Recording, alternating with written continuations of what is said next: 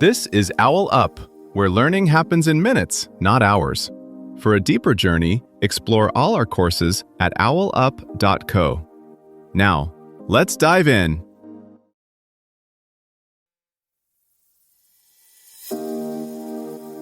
Welcome to Chapter 3 of our series, Modern Paradigm Shifts, Innovations and Ideas. In this episode, titled The Internet Revolution, A Connected World, we're going to explore the fascinating journey of the Internet, tracing its roots from ARPANET all the way to the vibrant World Wide Web we know today. So, grab your headphones, and let's dive in. Half of humanity wakes up each day, reaches for a screen, and quietly plugs into the same invisible system. No passport, no ticket, no central switchboard, yet it almost never fails. In this episode, we'll trace how a glitchy research experiment became that silent daily ritual. We don't just use this network, we rearrange our lives around it. A teenager in Lagos learns to code from a tutor in London. A farmer in India checks tomorrow's prices in Dubai before deciding what to plant. A small shop in Bogota sells to customers it will never meet, in currencies it will never hold. The internet quietly turns local decisions into global ones. Yet this transformation didn't come from a master plan. It emerged from a set of simple, shared rules that let anyone plug in, experiment, and sometimes accidentally change the world. When Tim Berners-Lee released the web source code for free, he wasn't launching a trillion-dollar industry, he was sharing a tool. In this episode, we'll follow how those tools, rules, and countless personal choices converged, shifting power, opportunity, and even the boundaries of community itself. Those shared rules did something subtle to our sense of place and time. Messages stopped traveling and began arriving almost instantly, shrinking delays that once shaped business, news, and even friendships. A breaking story in one city could ripple worldwide before local radio finished its hourly bulletin. As smartphones spread, access moved from desks to pockets, and being online stopped feeling like a separate activity. You could negotiate a contract, join a protest, or fall in love while standing in a grocery line, each tap quietly stitching new threads into a constantly shifting, collective story. The story begins in 1969 with a failure. Engineers tried to send the word log in from one computer at UCLA to another at Stanford. The system crashed after the first two letters, LO.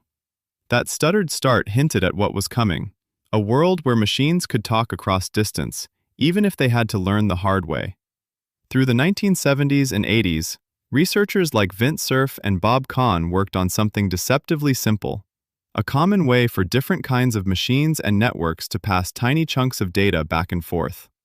Instead of one giant centralized system, they imagined many independent networks agreeing on shared grammar so their messages could interoperate. That idea solidified into TCP/IP, and with it, a radical principle. The network itself would do as little as possible. Intelligence would live at the edges, in the devices and applications people built. That end-to-end design quietly redistributed power. You no longer needed permission from a telecom monopoly to try something new. If your machine could speak the protocol correctly, you could experiment, build email, file sharing, or eventually social media without asking anyone in the middle. Then, in the early 1990s, Tim Berners-Lee added another layer, a way to link documents with clickable references and a standard language for describing pages. Crucially, he didn't patent it or charge licensing fees. By releasing the code, he turned a lab convenience into a canvas that anyone with a dial-up modem could paint on. As more people joined, a physical infrastructure grew almost out of sight. Phone lines gave way to fiber optic strands thinner than a human hair, carrying pulses of light across continents and under oceans. Today, thousands of these cables crisscross the seabed, connecting data centers that hum quietly on the outskirts of cities. Signals dive underwater, jump across countries, and surface in your pocket so fast that the path feels irrelevant. Yet behind every tap is a choreography of routers choosing paths, servers responding to requests, and packets taking different routes before reuniting at their destination, like individual brushstrokes that only reveal the full picture when you step back. A single post from a teenager can spark a street protest, shift a company's stock price, or launch a fashion trend by the weekend. A coder in Sao Paulo publishes an open-source library. Days later, it quietly lives inside banking apps, climate models, and indie games built continents away. This isn't just communication, it's compounding collaboration. Consider Wikipedia. Millions of volunteers, no central newsroom, yet an encyclopedia that updates faster than most textbooks can be printed. Or Shopify. Tools built by a small Canadian team now underpin storefronts for artisans in Hanoi, vintage dealers in Berlin, and family bakeries in Nairobi. A musician uploads a track from a bedroom studio, and an algorithm slips it into playlists heard on commuter trains in Tokyo and cafes in Buenos Aires. Think of this whole system less as a machine and more as a coral reef.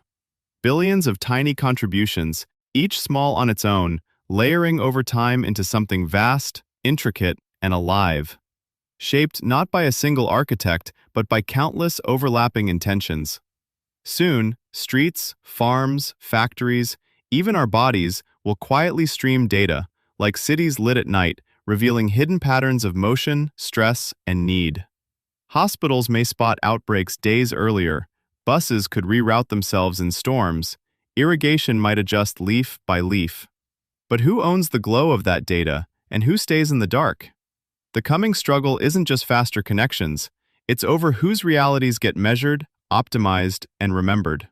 Soon, even small choices, liking a song, scanning a receipt, pausing a video, will leave trails like footprints in fresh snow.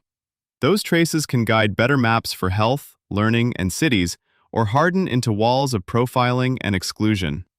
As more of life reflects through screens, the open question is, how much of that mirror do we get to shape? Here's your challenge this week.